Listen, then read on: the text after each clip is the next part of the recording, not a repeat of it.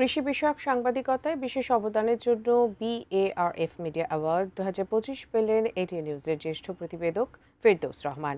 সকালে রাজধানীর খাবার বাড়িতে অবস্থিত বিএআরসি মিলনায়তনে আনুষ্ঠানিকভাবে প্রিন্ট, অনলাইন ও টেলিভিশনের 9 জন প্রতিবেদকের হাতে এই পুরস্কার তুলে দেওয়া হয়। অনুষ্ঠানে অতিথিরা বলেন, সাংবাদিকরাই পারেন সঠিক তথ্য নির্ভর প্রতিবেদনের মাধ্যমে কৃষি খাতের সমস্যা তুলে ধরতে।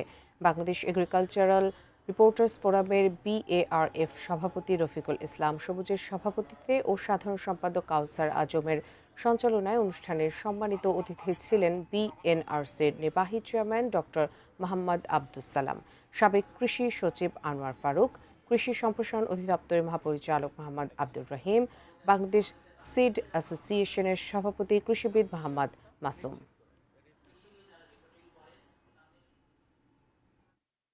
আগামী দিনে যদি একটা সুস্থ মেধাসম্পন্ন জাতি গঠন করতে যাই, আমাদেরকে অবশ্যই একটা সেফ ফুড আমাদেরকে এনশিওর করতে হবে। স্বাস্থ্য খাতে বাজেট বাড়িয়ে এটাকে আমরা দূর করতে পারবো না। সেই ক্ষেত্রে অবশ্যই সেফ ফুড প্রোডাকশনের ক্ষেত্রে গভর্নমেন্টকে সেখানে বাজেট বৃদ্ধি করতে হবে এবং সেটাকে সমাজের সচেতনতার জন্য আপনারা কাজ করবেন, এই অনুরোধ আমার থাকবে।